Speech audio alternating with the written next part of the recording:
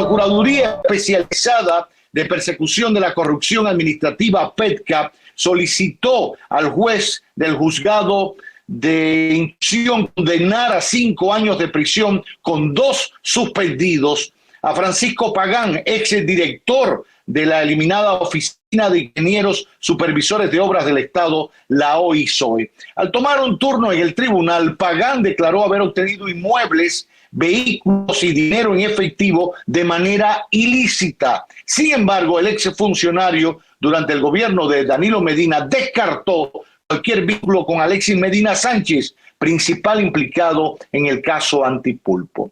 El procurador adjunto Wilson Camacho destacó que con los acuerdos entre el Ministerio Público y 4 de los imputados por corrupción administrativa en el caso Antipulpo, el Estado recuperaría más de 200 millones de pesos en bienes. Para hablar de este tema, para saber cómo se llegan a estos acuerdos, conversamos con nuestro abogado de cabecera, Francisco Álvarez Martínez. Francisco, muy buenas tardes, bienvenido. Muy buenas tardes, don Roberto, un placer estar aquí.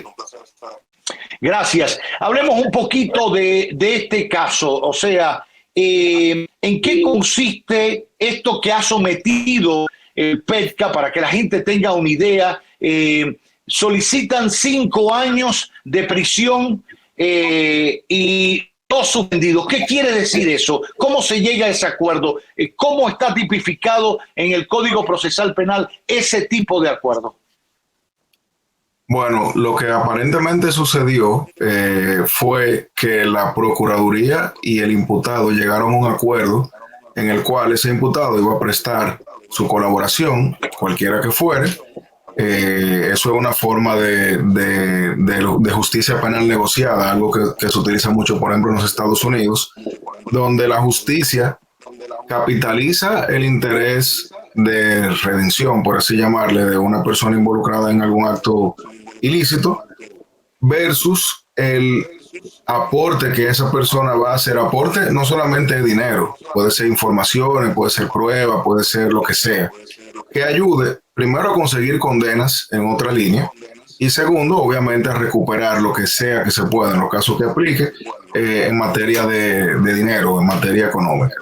En este caso, que estamos hablando del conocimiento que la prensa nos ha dado, porque no hemos visto todavía la solicitud, ni mucho menos, aparentaría ser un acuerdo donde esa persona, las declaraciones que él da de manera voluntaria en el tribunal no son la consecuencia del acuerdo per se. El acuerdo viene acompañado de un documento, o sea, existe o va a existir un documento donde se regula lo que él está diciendo, lo que él está aportando, lo que él promete aportar y la contraprestación, que sería en este caso lo de la pena suspendida. ¿Qué es una pena suspendida? En un lenguaje llano, si tenemos 5 años, de los cuales 2 van a ser suspendidos, para coger un ejemplo, eso quiere decir que esa persona solamente va a estar presa 3 años. Cuando digo entre comillas, es porque cuando la pena se suspende, la prisión per se no se activa, a menos que ocurran elementos que hagan que se tenga que activar. Eso es muy común aquí, en la ley de cheques. Cuando una persona es perseguida, para poner un ejemplo simplista, es perseguida por un cheque sin fondo, la costumbre en República Dominicana es que la condena conlleve una pena suspendida. Eso quiere decir que te condenan al pago del dinero, pero tú no vas preso, aunque te condenan a 6 meses en tal prisión. Si tú incumples o si tú fallas en lo que sea que tú estés siendo condenado o en lo que sea que el tribunal te mande a hacer o lo que sea que tú hayas acordado, el Ministerio Público estaría habilitado para, vía el juez de ejecución de la pena, perseguir entonces que esa suspensión, entre comillas, pueda ser revocada.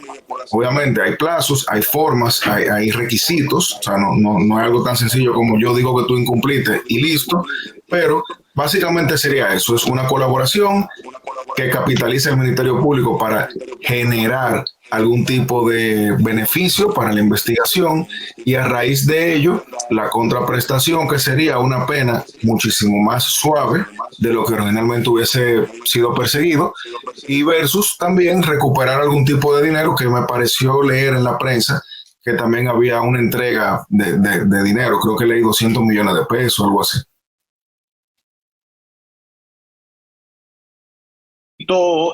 sobre eso. Cuando se habla de que el gobierno o que el Ministerio Público va a recuperar 200 millones de pesos en bienes, estamos hablando, para que la gente entienda, en edificaciones, no es en líquido, ¿no? Sí, o sea, cuando tú vas a hacer un acuerdo con el Ministerio Público, vamos a poner un caso hipotético. El Ministerio Público me acusa de que yo cometí actos de corrupción y me robé 500 millones de pesos. Entonces, el Ministerio Público me va a preguntar que, ok, tú vas a colaborar, pero yo necesito que tú me devuelvas todo o parte de lo que aparentemente estuvo involucrado en ese esquema. Entonces, a ellos le digo, no, pero es que yo lo que tengo es este teclado, que vale 200, y tengo esta llave que vale 300. El Ministerio Público puede aceptar en bienes, obviamente eso es con una tasación, eso es con una verificación, etcétera, o sea, no es al ojo ni es a lo que diga una parte o la otra, acepta los bienes casi como si fuera una dación en pago, para hacer el símil con la figura que es un poco más conocida, pero al final lo que hace el Ministerio Público o el Estado Dominicano a través del Ministerio Público es recibir esos valores de la forma que sea, porque luego de que ya lo tienen, pues lo podrán reutilizar para cualquier otra cosa o venderlo en una pública subasta y hacerlo líquido. Pero sí, técnicamente hablando es sustituyendo el dinero físico, quizá no lo tiene, por bienes con un valor equivalente que permita al Estado ser resarcido en lo que, o tanto en lo que se haya podido acordar o lo que se pueda comprobar que fue vinculado a un hecho ilícito. Francisco, ¿cómo pudiera la población entender esto? Lo pregunto, sé que es parte de los instrumentos y los recursos que el Código Procesal Penal y todo, el penal, conciben y realmente facilitan para el desarrollo de estos procesos penales. Pero como ha habido tanto hincapié en el tema de la lucha contra la corrupción y que se sancionen, etcétera, y ahora el propio Ministerio Público pide apenas 5 años y 2 suspendidos, puede considerarse que es un fallo del Ministerio Público, porque al final no iba a lograr demostrar de lo que acusaba a Pagán en este caso, y manejó esta opción. De esta manera es una opción que tiene para concentrarse entonces en el imputado principal y no tener tantos imputados. Es una manera de recuperar parte de los bienes, que al final es el objetivo final del Ministerio Público como institución del Estado, recuperar lo robado. ¿Es este el camino más fácil para llegar a eso? ¿Tu opinión sobre eso para seguir educando a la gente? Sí, en nuestro país estamos viviendo una época muy interesante donde se está dándole mucha importancia a ese juicio penal negociado, esa justicia penal negociada. ¿Qué pasa? Si nosotros tenemos, y cogemos un ejemplo de un caso cualquiera, de no tiene que ser de corrupción, de cualquier caso, que dure 3, 4 años en la justicia, para luego de tener una condena definitiva ir detrás de los bienes, muchos de esos bienes no solamente desaparecen, sino que se deterioran o pierden valor.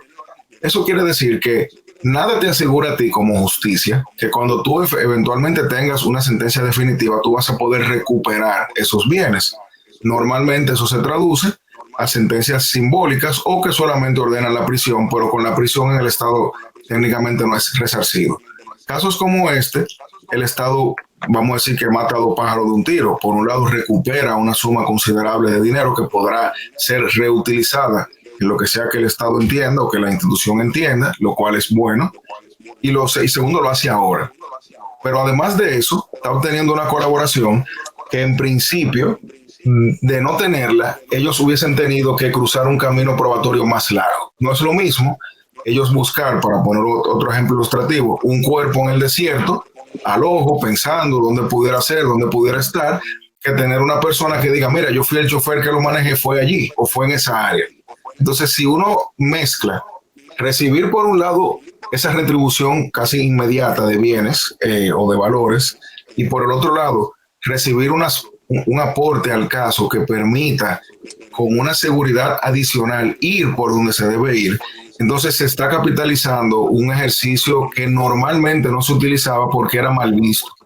Pero eso era consecuencia de la misma falta de uso y también de unas concepciones cerradas que en la misma sociedad se tenía. Por ejemplo, cuando hay una persona que colabora y uno ve en la prensa que lo están acabando, nada más le quitaron tanto, salió libre con tanto. La gente no está viendo que quizás sin esa persona no se iba a haber llegado a la solución final del caso.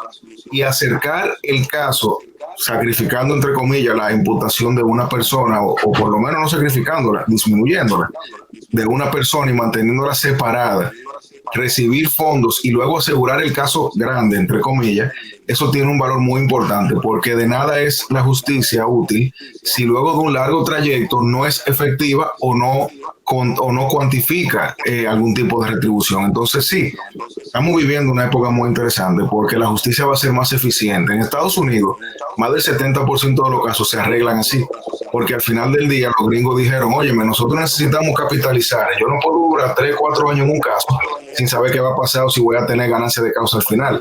Mientras uno va limpiando esa carne y quedándose nada más con la parte que uno quiere, se eficientiza la justicia y se tienen unos efectos transversales en la sociedad de seguridad jurídica, porque se ven que los casos comienzan a caer más fáciles, se ganan más fáciles, se negocian después incluso más fáciles, y todo eso aporta a lo que es esa percepción social de justicia.